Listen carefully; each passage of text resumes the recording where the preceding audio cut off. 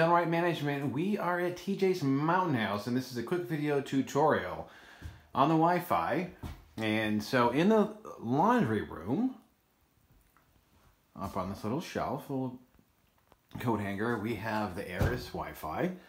So if they're having a problem and you don't have your blue lights and they're not active, what you want to do is unplug the power, leave it for 3 minutes so the capacitor can fully discharge, plug it back in, and wait for the lights to come back on. So the details, just in case the system resets itself, is going to be located right here along the bottom of the unit. So you have the information, the network name right here, and then as well as the passphrase. So if you've got any further questions, need assistance, you can reach out to us at DoneRight Management. Number's 208-634-0030.